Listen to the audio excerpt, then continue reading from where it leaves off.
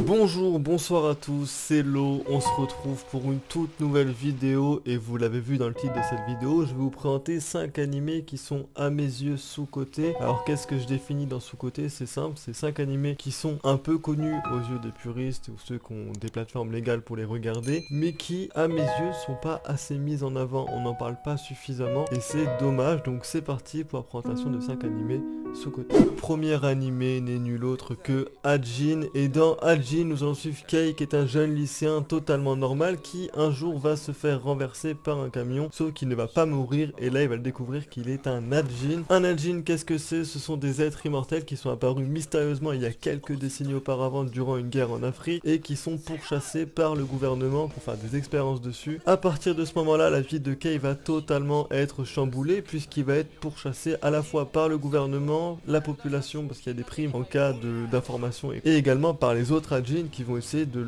l'intégrer parmi les autres Hajin. Cet animé est composé de 2 saisons pour un total de 26 épisodes qui sont disponibles sur Netflix et j'avoue qu'Hajin fait partie de ces animés à mes yeux sous-cotés et avec lequel j'ai un peu de regret puisque Hajin est l'un des premiers animés qui a eu droit à la CGI de façon récurrente dans ses épisodes et à l'époque ça a été très mal vu alors que maintenant en 2023 la CGI t'en a partout. J'ai toujours l'espoir 7 ans après la fin de la saison 2 que Hajin aura droit à une saison 3 même si je pense que cela n'arrivera jamais, mais en tout cas je vous invite grandement à aller regarder cet animé puisqu'il est disponible sur Netflix de façon légale et pour ceux qui veulent lire le manga est disponible chez Glénat et fait un total de 17 tomes. Le deuxième animé n'est nul autre que Bitoom ou Ptoum, et là excusez-moi de la prononciation, mais dans Bitoom nous allons suivre Ryota Sagamoto qui est un jeune homme de 22 ans qui passe toutes ses journées à jouer au jeu Bitoom qui est un jeu en ligne de survival games où le but c'est de tuer les autres adversaires avec différents types de bombes. Et un jour il va se réveiller sur une île déserte et il va vite comprendre que cette île déserte n'est nulle autre que la version réaliste, réelle de son jeu, et il n'est pas tout seul sur cette île puisqu'il y a d'autres joueurs et là ça va partir en soit tu tues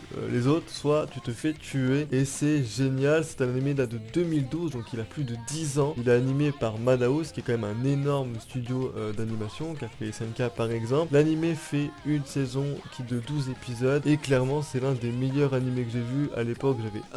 J'avais adoré l'opening qui était vraiment ultra good vibe. Je vous invite grandement à aller le regarder. L'animé est disponible sur Netflix et le manga est édité chez Glénat également. Il fait 26 tomes, même 27 puisqu'il y a 2 fins, une fin un peu plus sombre et une fin un peu plus joyeuse. Donc je vous invite à aller le voir si vous ne l'avez jamais vu. Le troisième animé n'est nul autre que Citrus, et dans Citrus nous allons suivre Yuzu, une adolescente assez téméraire qui va devoir quitter son lycée pour intégrer un lycée exclusivement réservé pour filles car sa mère emménage avec son nouveau compagnon, et Yuzu qui avait prévu de rencontrer l'amour de sa vie dans son nouveau lycée va devoir revoir ses plans et également dire adieu à toutes ses tenues parce que dans ce lycée non seulement c'est réservé pour filles mais également il y a un port de l'uniforme à respecter et qui est obligatoire. Dans ce lycée se trouve Mei, une adolescente au premier abord très froide mais qui est également la présidente du conseil des élèves, et lors du premier jour de Yuzu, Mei va l'incendier à cause de sa tenue, à cause de son maquillage, et donc ça va très vite mal démarrer et surtout que le soir même ils vont découvrir que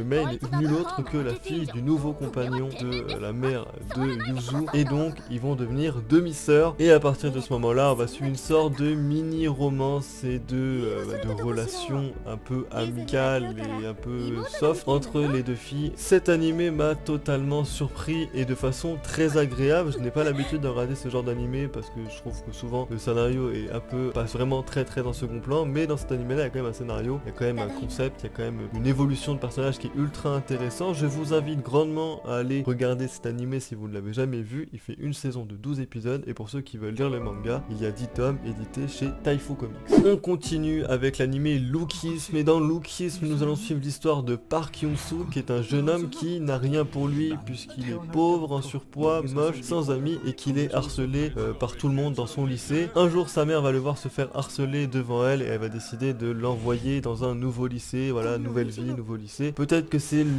la solution idéale pour lui, sauf que rien ne va changer puisqu'en arrivant sur place, il va directement se faire harceler et également subir du cyberharcèlement. Un soir, alors qu'il est en pleurs chez lui, il va s'endormir et en se réveillant, il va se réveiller dans un corps totalement opposé au sien, puisque c'est un corps d'un jeune homme très grand, très fort et adoré de tout le monde. Bref, un peu le rêve qu'il avait puisqu'il était totalement l'opposé de ça. Et on va très vite comprendre que pour vivre dans ce corps-là, faut que son corps de base dorme. Et donc on va suivre sa double vie. À la fois sa vie dans son corps ultra beau gosse, etc. et apprécié de tout, même jalousé par tous les autres gars. Et on va suivre également la nuit, donc son corps classique, donc quand il est dans une supérette, etc. Et on va vite comprendre énormément de choses sur les apparences physiques, etc. Les apparences, le style, ce que tu dégages, etc. C'est un animé qui va aborder énormément de messages qui vont parler à beaucoup de gens. Je vous invite grandement à aller regarder cet animé si vous l'avez jamais vu. Il est également disponible sur Netflix, il fait 8 épisodes. Et pour ceux qui veulent lire le manga, il est disponible sur l'application Webtoon. Et enfin, pour terminer, je vais vous présenter Otaku Otaku, qui est un animé justement qui porte bien son nom, puisque nous allons suivre 4 amis, dont 2 couples qui travaillent dans la même entreprise et qui sont passionnés par le même milieu, le milieu otaku. Et nous allons suivre donc leur quotidien, que ce soit au travail, on va également suivre leurs relations amicales, leurs relations sentimentales et également toutes leurs passions, les mangas, les jeux vidéo ou les cosplays. Et comme le dit le titre de ce manga de façon rallongée, c'est l'amour c'est compliqué pour un otaku, et c'est franchement intéressant à suivre. C'est un animé très feel good, l'opening franchement je vous invite à l'écouter tous les matins, il va vous mettre de bonne humeur. Il y a une saison de 11 épisodes qui est disponible sur Prime Video, il y a également eu plusieurs OAV et OAD qui sont sortis entre la fin de la saison 1 et maintenant. Je vous invite grandement à aller le voir parce qu'il est hyper chill, et pour ceux qui veulent lire le manga, il est édité chez Kana et possède 11 tomes. Donc voilà, c'était 5 animés qui sont à mes yeux sous-cotés, qui ont une vraie histoire, un vrai scénario et qui sont ultra intéressants et qui malheureusement on n'en parle pas assez. Je compte sur vous dans les commentaires pour me dire d'autres animés qui à vos yeux sont sous-cotés ou qu'on mérite qu'on s'y attarde. N'hésitez pas à me dire si ceux que je vous ai présentés vous les avez vus ou ça vous a donné envie de les voir. N'hésitez pas également à lâcher un petit like sur cette vidéo, à la commenter et à vous abonner. On se dit à plus à la prochaine pour d'autres vidéos. Salut.